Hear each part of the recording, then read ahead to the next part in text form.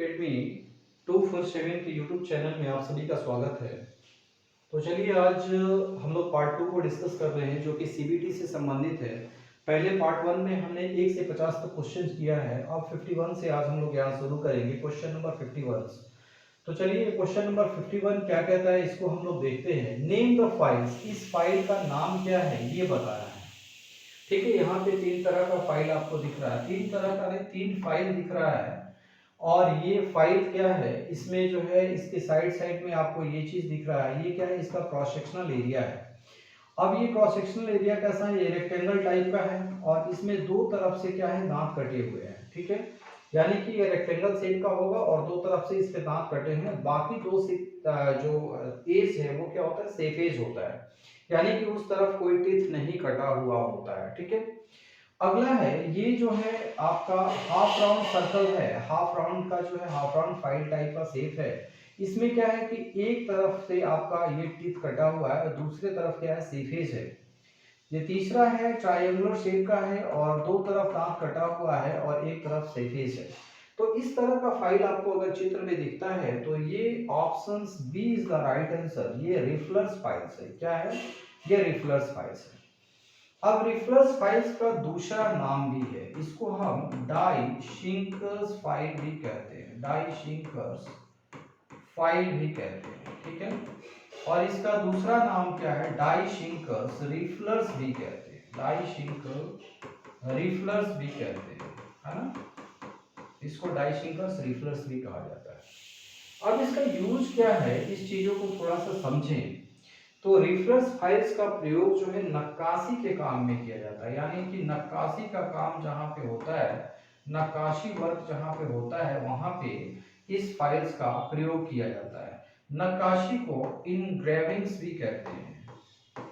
ठीक है ना, नक्काशी को इनग्रेविंग्स भी कहते हैं। और ये बेसिकली आपको कहाँ पे मिलेगा कि जो भी आपके सिल्वर स्मिथ यानी कि सुनार जो होते हैं ना, उनके दुकान पे ये सारा फाइल्स मिलेगा। ठीक है ना।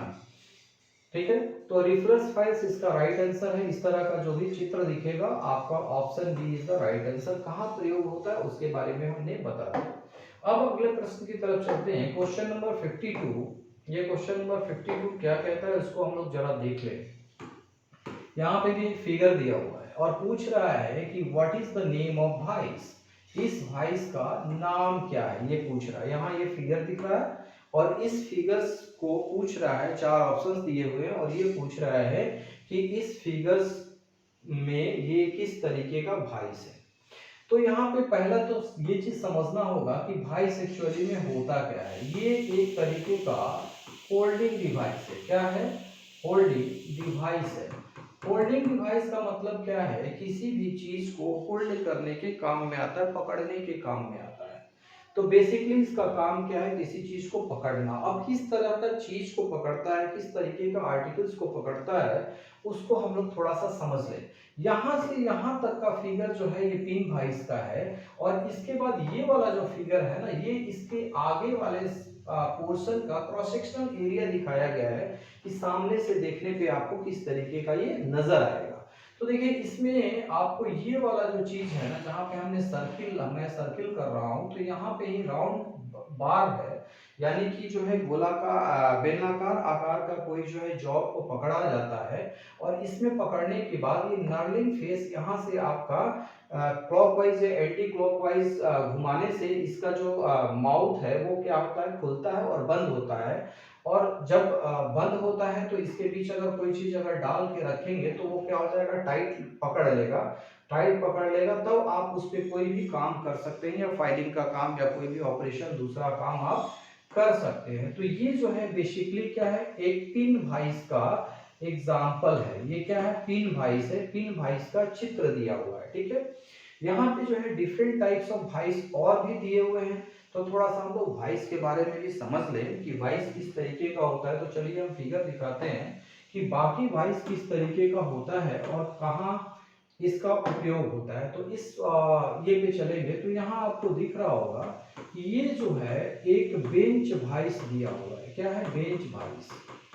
और ये बेंच वाइस जो है इसका प्रयोग कहाँ किया जाता है, तो कर्मशाला में जैसे ही जो मैकेनिकल वर्कशॉप होता है या फिर आईटीआई के जो वर्कशॉप में जाएंगे, वहाँ पे इस तरीके का बहुत सारा वाइस लगा हुआ दिख जाएगा वर्किंग बेंच के ऊपर। इसका बेसिक काम क्या है कि इसके बीच में कोई भी चीज को पकड़ के कोई भी ऑपरेशन किया जा सकता है, यानी कि इस दोनों के बीच में इसको जॉ बोलते हैं। क्या बोलते हैं? जॉ। और ये दो तरह का जॉ होता है, ये जो है ये क्या है? फिक्स जॉ है, और ये क्या है? मूवेबल जॉ है। ये जो है स्पिंडल है, और ये जो है ना ये वाला पोर्शन, इसको हम क्या कहते हैं? हैंडल कहते हैं। तो हैंडल से क्लॉकवाइज या एंटी क्लॉकवाइज घुमा के इसको बंद या खोला जाता है, और उसके बीच कोई चीज को रख के कोई जो मेटल्स है उसको पकड़ा जाता है। पकड़ के उस पर कोई भी ऑपरेशन जैसे फाइलिंग करना हो या ड्रिलिंग करना हो या रिंगिंग करना हो या अन्य कोई ऑपरेशन करना हो तो यहाँ आप कर सकते हैं। तो ये एक तरीके का क्या है? होल्डिंग डिवाइस है, किसी भी चीज को पकड़ता है। इसी का दूसरा टाइप वहां पे दिया हुआ है जो कि पिन वाइस था, जो कि हमने बताया था। बेसिकली आपने इस चीज को ज्यादा देखा होगा वर्कशॉप में, वो चीजें आपको कम नजर आई होगी। ओके, तो चलिए अब फिर हम अपने क्वेश्चंस पे लौटते हैं, और ये क्वेश्चंस क्या कह रहा है इसको हम लोगों ने थोड़ा सा देख लिया है कि इसका ऑप्शन क्या होगा। ये ऑप्शन जो है पिन वाइस है, और यही इसका राइट आंसर है। अगला प्रश्न की तरफ चलते हैं, और अगला प्रश्न देख लेते हैं कि क्वेश्चन नंबर जो 53 है वो क्या कहता है। क्वेश्चन नंबर 53, तो चलिए क्वेश्चन नंबर 53 कह रहा है कि which grinding machine is used for the heavy duty work. जो हैवी ड्यूटी कार्य जो होता है, हैवी ड्यूटी कार्य के लिए किस ग्राइंडिंग मशीन का उपयोग किया जाता है। तो जैसा कि आप जानते हैं कि वर्कशॉप में आपको different type of grinding machine मिल जाएंगे, तो उसमें ये सारा जो है वो टाइप दिया हुआ है। लेकिन हैवी ड्यूटी वर्क के लिए आपको जो है पेडेस्टल ग्राइंडर का उपयोग किया जाता है। तो option C is the right answer. अब ये पेडेस्टल ग्राइंडर होता कैसा है, अगर इसकी फिगर्स आप अगर एक बार देख पाएंगे तो रिकॉग्नाइज कर पाएंगे कि आपका पेडेस्टल ग्राइंडर होता कैसा है। चलिए तो थोड़ा सा हम लोग फिगर को भी जरा देख लें कि पेडेस्टल ग्राइंडर होता कैसा है। तो इस पे जब जाएंगे तो हमें एक फिगर ये दिख रहा है, और ये जो फिगर है, यहाँ जो फिगर जो दिख रहा है, ये फिगर जो है क्या है? इसका पेडेस्टल ग्राइंडर का फिगर है ना, पेडेस्टल ग्राइंडर का फिगर है। ठीक है, अब पेडेस्टल ग्राइंडर में ये ग्राइंडिंग जो है यहाँ पे लगा हुआ है, और उसके साथ साथ एक बेस लगा हुआ है जो कि नीचे से बिल्कुल होगा, है ना। तो हैवी ड्यूटी वर्क के लिए ये ग्राइंडिंग मशीन का उपयोग करते हैं, और इसमें यहाँ पे जो है ना व्हील लगा हुआ है, यहाँ खाली दिख रहा है बट यहाँ पे क्या है, दोनों ही साइड में व्हील लगा हुआ रहता है, और यहाँ से आप ऑन ऑफ का स्विच दिया रहता है। ग्रीन बटन को दबाएंगे तो ये ऑन हो जाएगा, और ये जो है इसका चक्का चलने लगेगा। रेड को बताएंगे दबाएंगे तो रुक जाएगा। और इससे होता क्या है, इसमें ग्राइंडिंग व्हील जब लगा रहता है तो कोई भी टूल्स वगैरह का जो कटिंग एज है उसको शार्प करना होता है, तो उसके लिए हम इस पेडेस्टल ग्राइंडर का उपयोग करते हैं। या हैवी ड्यूटी कुछ उस तरह का भारी जो काम है, कुछ चिकना करना है किसी को चीज को, बड़ा मेटल्स है उसको करना है, तो इस पेडेस्टल ग्राइंडर के सहारे ही करते हैं। अब इसमें थोड़ा सा और समझते हैं कि पेडेस्टल ग्राइंडर के अलावा बेंच ग्राइंडर क्या होता है। तो यहाँ से इतना जो बड़ा चीज जो होता है बेंच के ऊपर जब कस दिया जाता है तो इसको हम बेंच ग्राइंडर कहते हैं। वहां पे ये वाला भाग नहीं रहता, यहाँ वाला ये वाला भाग यानी बेस नहीं रहता। अगर बेस रहेगा तो उसको हम पेडेस्टल ग्राइंडर कहेंगे, बिना बेस का रहेगा केवल वर्किंग बेंच पे ये वाला इतना बड़ा भाग फंसा हुआ रहता है तो उसको हम क्या कहते हैं, बेंच ग्राइंडर कहते हैं। तो दोनों ही ऑप्शन दिया हुआ है, लेकिन आपको ये समझना होगा कि हैवी ड्यूटी वर्क के लिए आपको क्या करना है, ये पेडेस्टल ग्राइंडर जो है इसका जो फिगर दिख रहा है इसका हम उपयोग करते हैं। ठीक है ना। अब चलिए हम पुराने अपने प्रश्न पे लौटते हैं, और ये प्रश्न क्या कह रहा था उसको हमने तो एक बार देख ही लिया है। उसका ऑप्शंस जो है ये क्या था, इसका ऑप्शन जो है ये क्वेश्चन 53 का option C is the right answer. इसका pedestal grinder heavy duty work के लिए क्या होगा, पेडेस्टल ग्राइंडर जो होगा वो राइट आंसर हो जाएगा। क्लियर है। अब अगले प्रश्न की तरफ चलते हैं, क्वेश्चन नंबर 54। अब क्वेश्चन नंबर 54 क्या कह रहा है उसको थोड़ा सा हम लोग समझ लेते हैं। क्वेश्चन नंबर 54 कह रहा है कि which chisel is used for the separating materials after chain drilling। Chain drilling के बाद मटेरियल को सेपरेट करने के लिए, अलग करने के लिए मटेरियल को अलग करने के लिए किस छेनी का उपयोग किया जाता है? ठीक है, किस छेनी का उपयोग किया जाता है, ये क्वेश्चन पूछ रहा है। तो पहला चीज तो आपको समझना होगा कि what is the meaning of chain drilling. Chain drillings का मतलब क्या है? तो चेन ड्रिलिंग्स का मतलब होता है कोई भी इस तरीके का आपका अगर मेटल दिया हुआ है तो उसमें एक बराबर दूरी पे इस तरीके से पहले छेद कर लिया जाता है, इस तरीके से छेद कर लिया जाता है। और छेद किससे करेंगे? आपको ड्रिल मशीन से ये छेद कर लेंगे। अब छेद करने के बाद यहां से मेटल को काटने के लिए आपको क्या है कि इस छेद दोनों को मिलाना पड़ेगा, ये दोनों छेद को मिलाना पड़ेगा, इस दोनों छेद को मिलाना पड़ेगा। तो यहाँ पे क्या है ना, चीजेल का प्रयोग करके इस दोनों छेद को मिला देते हैं और इस तरीके का चीजेल का प्रयोग करते हैं। तो वो चीजेल क्या कहलाता है? वेव चीजेल कहलाता है। क्या कहलाता है? वेव चीजेल कहलाता है। तो option A is the right answer. Question number 54 का ऑप्शन ए जो है वो राइट आंसर होगा, वेव चीजेल होगा, जहां पे चेन ड्रिलिंग करने के बाद मटेरियल को सेपरेट किया जाता है, अलग किया जाता है। अब थोड़ा सा हम इसको और अच्छे तरीके से समझने के लिए एक बार फिर से हम आपको उसी पेज पे ले चलेंगे और आपको दिखाएंगे कि वेव चीजल होता कैसा है। तो यहाँ पे आपको दिख रहा है ये जो है ये है आपका वेव चीजल, है ना। इसमें क्या कह रहा है कि ये देखिए बहुत सारा डिफरेंट डिफरेंट इन्होंने होल किया, बराबर बराबर दूरी पे छेद कर लिया है और छेद करने के बाद इस छेद को यहाँ पे काट रहे हैं, इससे काट रहे हैं, मिला रहे हैं, है ना, वेव चीजल से मिला रहे हैं। तो इस तरीके से करते करते इसको मिलाएंगे, फिर इसको मिलाएंगे, फिर इसको मिलाएंगे, ऐसे करते करते ये पूरा जो मेटल है इसको हम क्या करेंगे, काट के बीच वाले मेटल को हटा सकते हैं, है ना। तो इसी को हम क्या कहते हैं? वेव चीजल कहते हैं। अब थोड़ा सा चीजल के बारे में और हम लोग समझ लें कि अगला चीजल जो है का टाइप्स क्या है। तो बहुत सारा चीजल और भी है, उसके बारे में भी हम लोग देख लेते हैं। जैसे जनरल वर्क के लिए फ्लैट चीजल का प्रयोग किया जाता है। इन जनरल वर्क, जैसे कि जनरल वर्क में क्या क्या आता है? चिपिंग आता है ना। अगर कोई चिपिंग ऑपरेशन करना है ना, तो उसमें क्या होता है? फ्लैट चीजल का प्रयोग करेंगे। या फिर कटिंग का काम करते हैं तो यहाँ पे क्या करते हैं? फ्लैट चीजल का प्रयोग करते हैं। तो ये सब दिख रहा है यहाँ फ्लैट चीजल है। उसी तरह से क्रॉस कट चीजल भी एक अलग टाइप है, साइड कट चीजल है, डायमंड पॉइंट चीजल है, काउ माउथ चीजल है और राउंड नोज चीजल है। तो ये अलग अलग चीजल का टाइप दिख रहा है, सभी का अलग अलग जगह पे यूज होता है। जैसे डायमंड पॉइंट चीजल का यूज कहाँ होता है? तो डायमंड पॉइंट चीजल को यूज जो है कॉर्नर को साफ करने के लिए, कॉर्नर पे अगर एक्स्ट्रा कोई मेटल है तो इसको साफ करने के लिए डायमंड पॉइंट चीजल का प्रयोग करते हैं। उसी तरह से क्रॉस कट चीजल का प्रयोग क्या करते हैं, यानी कि इसका यूज कहाँ पे हो गया? शार्प द कॉर्नर, कॉर्नर को शार्प करने के लिए, शार्प करने के लिए क्या करते हैं? डायमंड पॉइंट चीजल का प्रयोग करते हैं। उसी तरह से क्रॉस कट चीजल का प्रयोग कहाँ करते हैं? जहां पे ग्रूव करना है तो ग्रूविंग वगैरह में के ग्रूव को साफ करने के लिए जो है ना क्रॉस कट चीजल का प्रयोग करते हैं। तो इसी तरीके से सबका अलग अलग उपयोग है। आप जब हम लोग पढ़ेंगे डिटेल्स में तो वो सारी चीजों को हम लोग समझ लेंगे कि क्या होता है और किस तरीके से चीजल का उपयोग किया जाता है। चलिए अब अगले प्रश्न की तरफ चलते हैं और अगला प्रश्न हमारा है क्वेश्चन नंबर ये 54 तो हमने कर लिया है। 54 में तो इसका ऑप्शन क्या था? Wave chisel is the option है, इसका वेव चीजल ऑप्शन है 54 का। अब क्वेश्चन नंबर 55 की तरफ चलते हैं। क्वेश्चन नंबर 55 क्या है उसको जरा देखते हैं। चलिए क्वेश्चन नंबर 55 को हम लोग देख लेते हैं। क्वेश्चन नंबर 55 यहाँ पे कह रहा है कि which file is used for the sharpening the teeth of wood working saws, यानी कि लकड़ी का काम करने वाले आरी के दांत को तेज करने के लिए किस तरह का फाइल का उपयोग किया जाता है। तो देखिए लकड़ी का जो काम जो बढ़ई लोग करते हैं तो वो आरी के सहारे करते हैं और वहां पे आरी में भी जो है टीथ बनाना पड़ता है।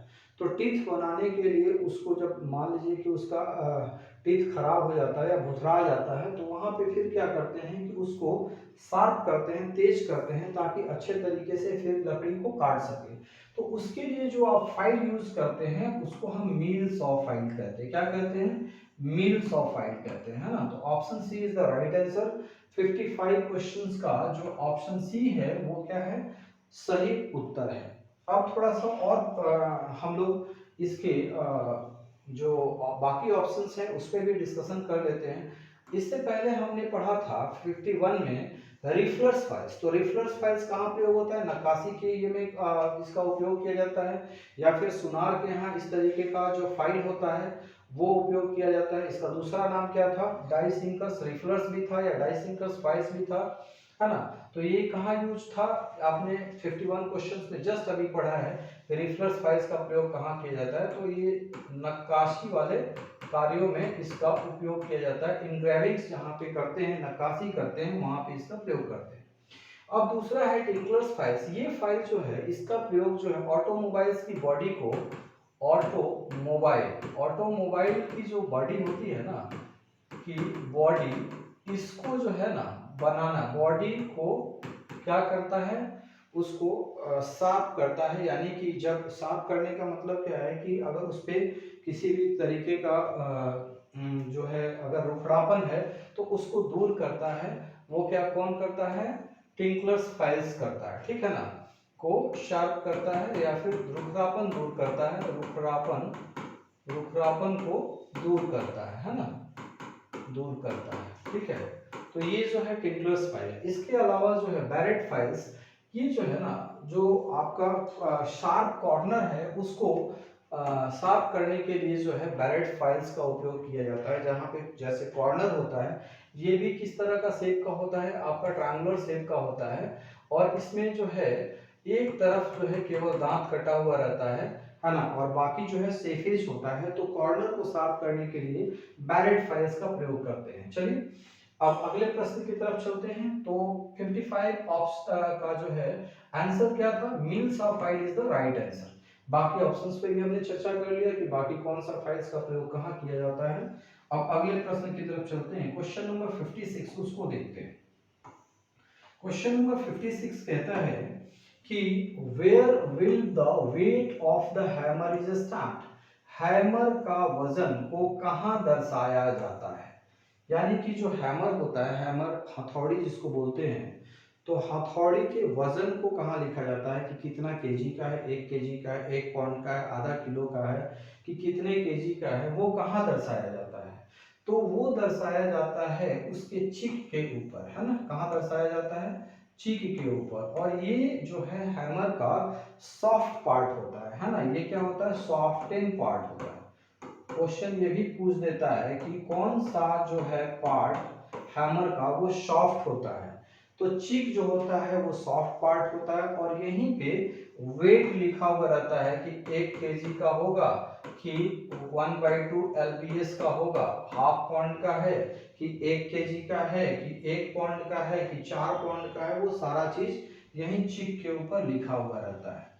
तो जब हम इससे रिलेटेड अगर हमको देखना है कि हथौड़ी कैसा होता है और चिक का कौन सा पार्ट्स को बोलते हैं, तो इसके लिए हम लोग को चलना पड़ेगा। चलिए फिगर्स भी एक बार हम लोग देख लेते हैं कि किस तरीके का हैमर होता है। तो यहाँ पे जब चलेंगे तो आपको दिखेगा डिफरेंट टाइप्स ऑफ हैमर्स यहाँ पे है। यहाँ पे दिख रहा है 1 2 3 4 5, ये 5 तरह का जो है हैमर यहाँ पे दिखाया गया है ना। और ये बेसिकली आपके घर में भी आपको मिल जाएगा, लेकिन ये अलग अलग कार्यों के लिए इसका नाम अलग अलग दिया हुआ है। कौन सा हैमर कहाँ प्रयोग किया जाता है इसका भी हम जानकारी आपको देंगे।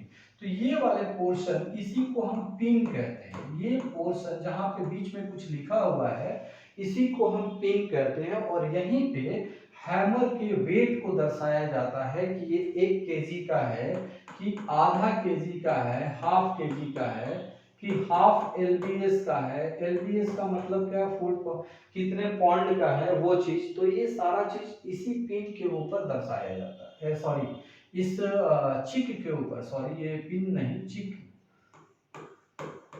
के ऊपर दर्शाया जाता है।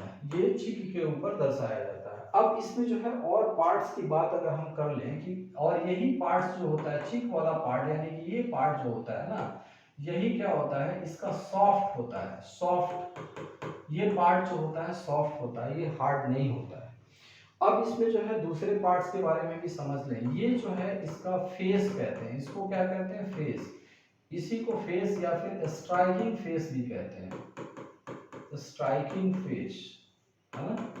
स्ट्राइकिंग फेस कहते हैं, इसको पिन बोलते हैं, इस पार्ट को पिन कहते हैं, है ना। और ये वाला जो पार्ट है बीच वाला, ये तो चिक हो गया। इसके बाद ये जो है जहाँ पे डंडा लगाया हुआ है, घुसाया हुआ है, इसको आई होल कहते हैं। क्या कहते हैं? आई होल, है ना। और इसी के अंदर जो है ये आपका हैंडल लगा हुआ रहता है, ये वाला भाग जो है इसको हैंडल कहते हैं, ठीक है। तो ये बेसिकली क्या है, ये हैंडल हो गया, है ना, ये क्या हो गया, हैंडल हो गया, ओके। अब इसमें जो है आपका डिफरेंट पार्ट्स के बारे में भी समझ लिया, और कौन कौन से टाइप्स का है उसको भी हम लोग थोड़ा सा समझ लेते हैं।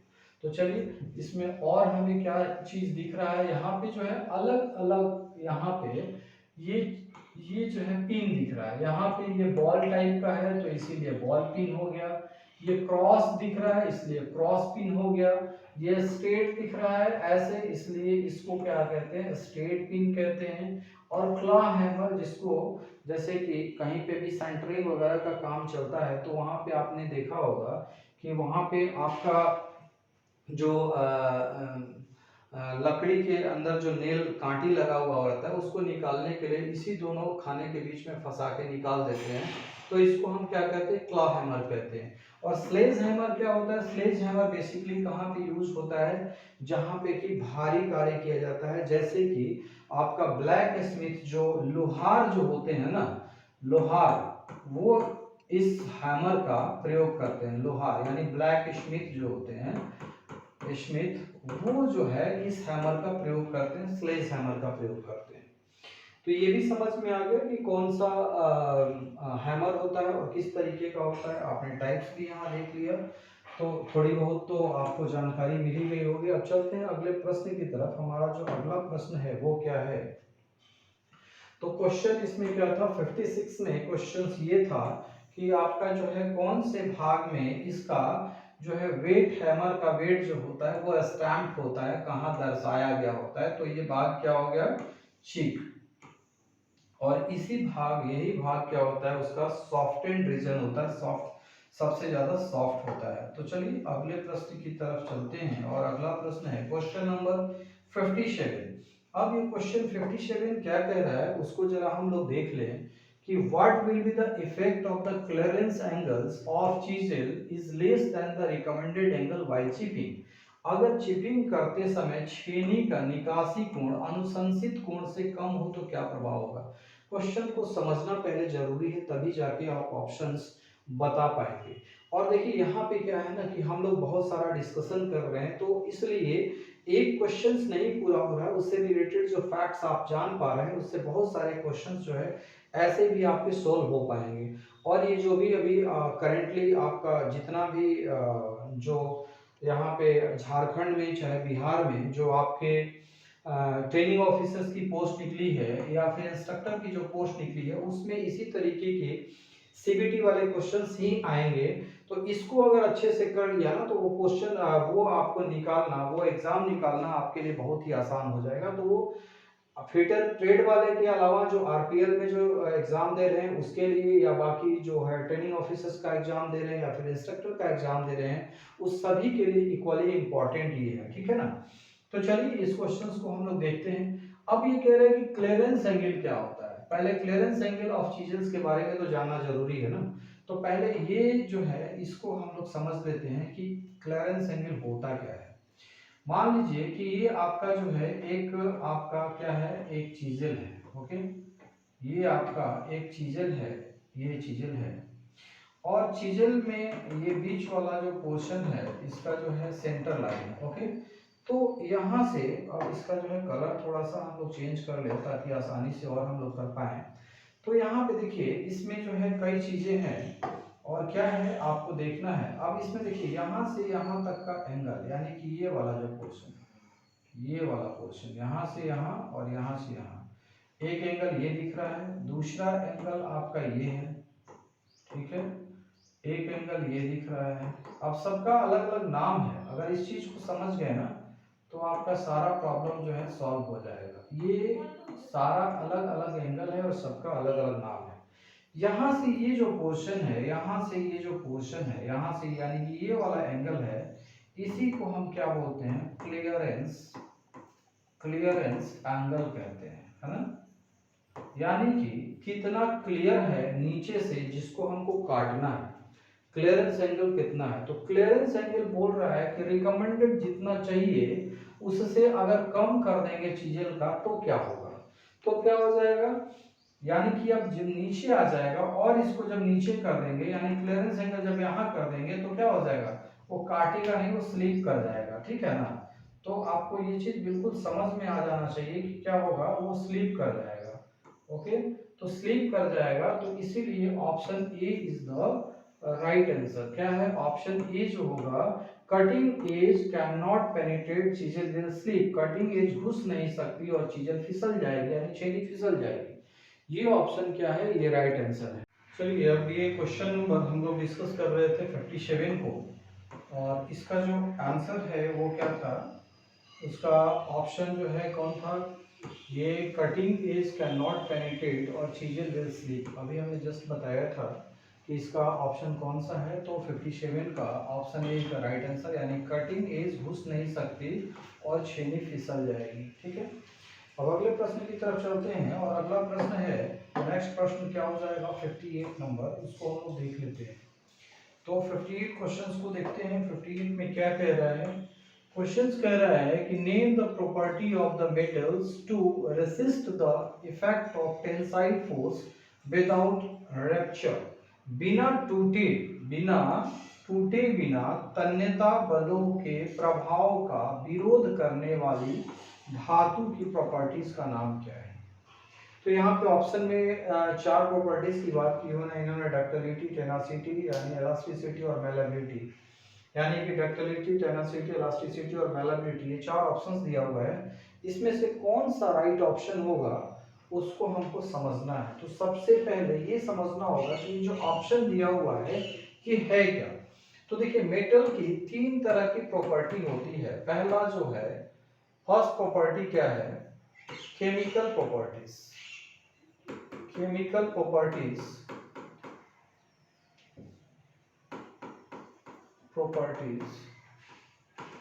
दूसरा है फिजिकल प्रॉपर्टीज, पीपीटी लिख देते हैं तो समझ में आ जाएगा, प्रॉपर्टीज हो गया। तीसरा है मैकेनिकल प्रॉपर्टीज,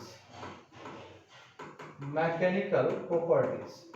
तो यहाँ जो है बात कर रहा है, ये चारों ऑप्शन जो है ये धातु की मैकेनिकल प्रॉपर्टीज के बारे में दिया हुआ है कि धातु की मैकेनिकल प्रॉपर्टीज कौन सी है इसके बारे में दिया हुआ है।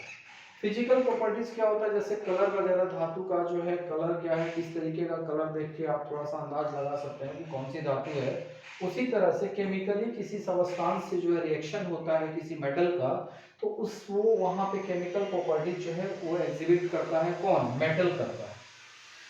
तो यहाँ पे जो ऑप्शन दिया हुआ है ये सारी मैकेनिकल प्रॉपर्टीज के बारे में बात किया गया है।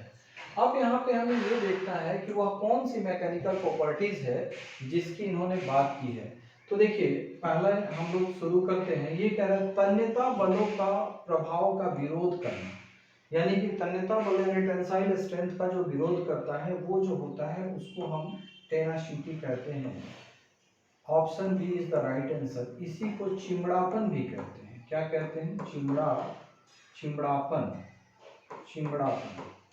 अब इसमें होता क्या है कि किसी भी मेटल का अगर पीस आप लेते हो तो उसको पहले फोल्ड करते हैं फिर अनफोल्ड करते हैं, यानी कि जिस जगह से फोल्ड करते हैं फिर इसके बाद सीधा करते हैं, फिर इसको मोड़ते हैं, फिर सीधा करते हैं।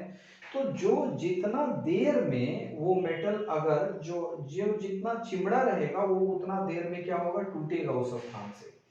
तो वही क्या है उसकी मैकेनिकल प्रॉपर्टीज है। तो यहाँ पे tenacity is the right answer, उसको हम चिमड़ापन कहते हैं, ठीक है। यानी कि फोल्ड कर रहे हैं और अनफोल्ड कर रहे हैं, फोल्ड एंड अनफोल्ड, है ना। फोल्ड करते हैं यानी कि मोड़ते हैं और इसको बाद सीधा करते हैं।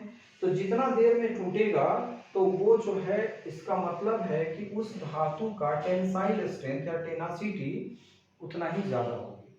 अब क्या है डक्टिलिटी, क्या है डक्टिलिटी, यानी कि पतला तार खींचना, पतला तार खींचना, खींचकर जितना लंबा तार खींचा जा सकता है ना, वो उतना ही डक्टाइल मेटल होता है, ठीक है। जितना लंबा तार खींचकर, ठीक है, खींचकर जितना लंबा तार खींचा जा सकता है वो उसकी जो है वो डक्टिलिटी में आता है। ये भी एक मैकेनिकल प्रॉपर्टीज है। तीसरा है इलास्टिसिटी। इलास्टिसिटी क्या है कि इलास्टिक लिमिट में किसी भी बॉडी को अगर तुम क्या करते हो, फोल्ड करते हो, थोड़ा सा मुड़ाते हो और फिर छोड़ देते हो तो पुनः अपनी अवस्था में आ जाता है, पुनः अपनी वर्तमान अवस्था में आ जाता है, पुनः अपनी वर्तमान अवस्था में आ जाता है, वर्तमान अवस्था में आ जाता है, अवस्था में लौट आता है। वो क्या कहलाता है, वो उसका जो है क्या कहलाता है, इलास्टिसिटी कहलाता है। चौथा है मेलिएबिलिटी। मेलिएबिलिटी क्या है, पीट कर चादर बनाना, पीट कर चादर बनाना, है ना। तो जितना ज्यादा पीट किसी भी जो है मेटल को अगर पीट कर जितना लंबा या चौड़ा चादर बनाया जा सकता है वो उसकी मेलिएबिलिटी प्रॉपर्टी, मेलिएबल प्रॉपर्टीज को दर्शाता है। तो यहाँ पे 58 का option B is the right answer tenacity है, क्योंकि ये टेंसाइल फोर्स की बात कर रहा है। बिना टूटे तन्यता बलों के प्रभाव का विरोध करने वाली धातु की कौन सी प्रॉपर्टी है, तो उसको हम टेनासिटी कहते हैं। ओके, सारे ऑप्शन पे भी हमने चर्चा कर लिया। अब चलिए नेक्स्ट प्रश्न की तरफ चलते हैं और अगला प्रश्न है 59। क्वेश्चन नंबर 59 को देखते हैं और ये बड़ा ही अच्छा प्रश्न है। ये क्वेश्चन क्या कह रहा है, क्वेश्चन ये कह रहा है कि यहाँ जो फिगर दिखाया हुआ है, name the parts marks as X, X के रूप में जो मार्क किया गया है उस चिन्हित भाग का नाम बताना है। ओके, तो सबसे पहले ये तो फिगर आपको समझना होगा कि ये फिगर किसका है। तो ये फिगर जो है आउटसाइड माइक्रोमीटर का फिगर है, आउटसाइड माइक्रोमीटर का फिगर है ना। और आउटसाइड माइक्रोमीटर होता क्या है, ये जो है एक तरीके का सूक्ष्म मापी यंत्र है। क्या करता है, सूक्ष्म माप को लेता है, सूक्ष्म मापी यंत्र,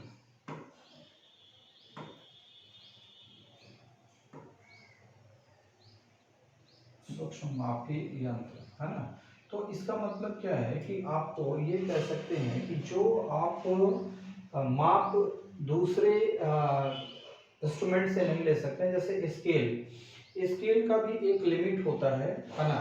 तो वो एक लिमिट के बाद वो माप नहीं ले सकता है। जैसे स्केल जो होता है जिससे आप जनरली माप लेते हैं, मेजर करते हैं किसी भी चीज़ों को, तो उसमें क्या होता है 0.5 mm से छोटा माप नहीं ले सकता है और 1/64 इंच से छोटा माप वो नहीं ले सकता है। 1/64 इंच से छोटा माप नहीं कर सकता है, छोटा माप नहीं ले सकता है। कौन, स्केल, कौन ये नहीं कर सकता है, स्केल नहीं कर सकता है। तो अब जब इससे छोटा माप लेना है तो उस कंडीशन में प्रिसीजन इंस्ट्रूमेंट यानी सूक्ष्म मापी यंत्र की आवश्यकता पड़ती है। और यही सूक्ष्म मापी यंत्र जो है ये माइक्रोमीटर कहलाता है। और बाकी जो है दूसरे तरह का भी सूक्ष्म मापी यंत्र होता है, लेकिन ये जो है आउटसाइड माइक्रोमीटर का ये फिगर दिया हुआ है। अब इसमें ये बताना है कि आपका जो ये मार्क एक्स किया हुआ है इसको हम क्या कहते हैं। तो इसका नाम जो है इसको हम एनविल कहते हैं। क्या कहते हैं, एनविल। तो ये एनविल हो गया। दूसरा ये वाला जो पोर्शन है इसको क्या कहते हैं, स्पिंडल। इसके बाद ये इस वाले भाग को फ्रेम कहते हैं, या सी फ्रेम भी कहीं कहीं लिखा हुआ रहता है, तो ये फ्रेम हो गया। और ये 50 से 75 mm जो दर्शाया हुआ है इसका मतलब है ये आउटसाइड माइक्रोमीटर से आप कितना माप ले सकते हैं, 50 mm से लेकर 75 mm के बीच का माप ले सकते हैं, ठीक है ना। कहीं कहीं पे यहाँ पे लिस्ट काउंट भी लिखा हुआ रहता है। तो जनरली आउटसाइड माइक्रोमीटर का लिस्ट काउंट जो है मैट्रिक स्केल के लिए 0.01 mm होता है, ठीक है। इसको आप ध्यान रखेंगे क्योंकि ये क्वेश्चंस भी आता है। लिस्ट काउंट का मतलब क्या है कि इस जो इंस्ट्रूमेंट से कम कितना माप लिया जा सकता है, तो कम से कम माप जो है 0.01 mm तक इसका माप लिया जा सकता है। अब और इसके पार्ट्स के बारे में चर्चा कर लें तो यहाँ वाला पार्ट्स जो है ये लॉक नट है। लॉक नट जब आप लॉक नट को ऑन कर देंगे तब क्या होगा कि इसके बीच जो है कोई भी चीज को रख के जब मेजर करते हैं तो ये स्पिंडल जो है आगे मूव नहीं करेगा, यानी ये स्पिंडल जो है आगे पीछे मूव नहीं करेगा जब लॉक नट को आप लगा देंगे। इसमें और चीजों को समझ लेते हैं। ये वाला पार्ट जो बीच वाला पार्ट है इसको क्या कहते हैं, इसको बैरल कहते हैं या फिर स्लीव कहते हैं। बैरल या फिर स्लीव भी बोला जाता है। और इसी के ऊपर जो है आपका ग्रेजुएशन होता है। कितने तरह का ग्रेजुएशन होता है, तो मेन स्केल डिवीजन जो होता है इसके ऊपर होता है, मेन स्केल डिवीजन। और क्या होता है, दूसरे नंबर पे क्या होता है, सब डिवीजन होता है। और तीसरे नंबर पे एक जो है वहां पे डाटम लाइन होता है ना। तो ये तीनों चीज कहाँ पे होता है, इस स्लीव के ऊपर में होता है या फिर बैरल के ऊपर में मेन स्केल डिवीजन होता है, सब डिवीजन होता है और डेटम लाइन होता है। कैसे कैसे होता है, यहाँ पे ये डेटम लाइन बना होता है, इसके ऊपर ऐसे जो है चिन्ह किया हुआ रहता है और आधा इधर सब डिवीजन बना हुआ रहता है। तो इस तरीके से यहाँ पे जो है आपका डिवीजन बना हुआ रहता है। इसको हम क्या कहते हैं, थिम्बल डिवीजन। इसको क्या कहते हैं, थिम्बल डिवीजन। और ये थिम्बल डिवीजन का काम क्या है कि ये सब डिवीजन को 50 बराबर भागों में बांटा हुआ रहता है। थिम्बल डिवीजन का एक भाग का मान ही आपका लिस्ट काउंट देता है। तो जब हम उसको थोड़ा सा और आगे हम लोग पढ़ेंगे तो वो सारी चीजों को हम लोग समझ लेंगे। अब ये जो है ये है नर्लिंग पार्ट है ना। नर्लिंग पार्ट है, यानी कि यहाँ से क्या करते हैं, इसको होल्ड करने के लिए ताकि वो स्लिप ना करे। और इसको रैचेट स्टॉप कहते हैं, रैचेट स्टॉप कहा जाता है ना। ये क्या होता है, प्रेशर को इक्वलाइज करता है। तो इस तरीके से आपने माइक्रोमीटर का पूरा भाग समझ लिया। अब ये ऑप्शंस के बारे में ये करते हैं यहाँ पे कि ये एक्स वाला पार्ट को हमने क्या बताया, एनविल। तो option A is the right answer. इसका ऑप्शन ए जो होगा वो राइट आंसर होगा। और इसमें कई तरह के प्रश्नों को आपने समझ लिया। ओके, अब थोड़ा सा हम और डिटेल्स में अगर जाएंगे तो थोड़ा हम और एक बार दिखाने का कोशिश करते हैं आप लोगों को कि माइक्रोमीटर का एक्चुअली में फिगर जो है वो किस तरीके का होता है। तो थोड़ा सा आप देख लेंगे तो इस चीज को रिकॉग्नाइज कर पाएंगे। देखिए ये जो है यहाँ पे जो माइक्रोमीटर यहाँ पे दिख रहा है ना, ये आपका क्या है, माइक्रोमीटर है। और माइक्रोमीटर का ये पार्ट दिया हुआ है, यहाँ पे दिख रहा है फ्रेम है ये। इसके बाद जो है फ्रेम के बाद जो है क्या क्या चीजें हैं वो उसको देख ले। यहाँ पे देखिए ये वाला दिख रहा है ना, ये क्या दिख रहा है, ये जो दिख रहा है वो स्पिंडल है। ओके, ये क्या है आपका स्पिंडल है, सॉरी ये वाला स्पिंडल है। और ये एनविल है। इसी के बारे में पूछ रहा था कि कौन सा पार्ट, इस पार्ट्स का नाम क्या है, तो इस पार्ट्स का नाम एनविल है। ठीक है ना। अब इसके बाद जो है ये आपका लॉक नट है। यहाँ से जब लॉक कर देते हैं तो ये स्पिंडल आगे पीछे मूव नहीं करता है।